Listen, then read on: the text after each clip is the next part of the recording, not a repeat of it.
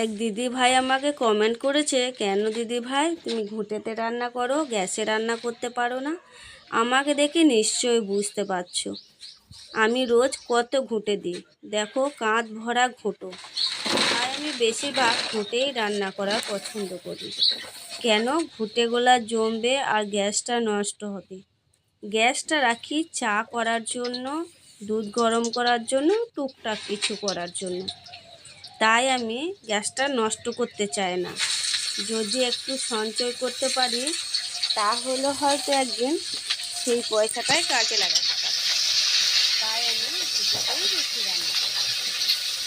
আজকে আমি রান্না করেছি ভাত, ডাল, আলু সেদ্ধ, টমেটোর চাটনি আর ফার্মের ডাকি দিয়ে ডিমের ঝোল। একটা ডিম ছিল, সেটুকুই আমি রান্না করেছি। আর তার থেকে বড় হলো যে এখন যা আর্থিক অবস্থা, আমার বেশি কিছু রান্না করার মতো সামর্থ্য নেই। আর তোমার দাদা ভাইকেও বেশি প্রোটিন দেওয়া যাবে না। তার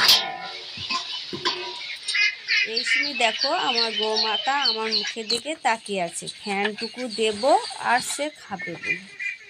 আর এই সময় দেখো হাঁসগুলো চলে এসেছে খাবে বলে।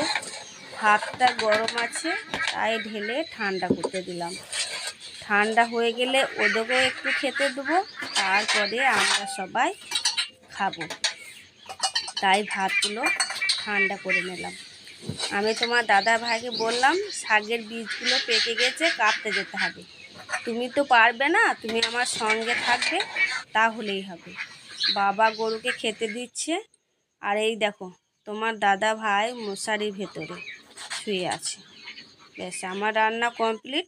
তাই শাকের বীজগুলো কাটতে গেলাম তোমার দাদা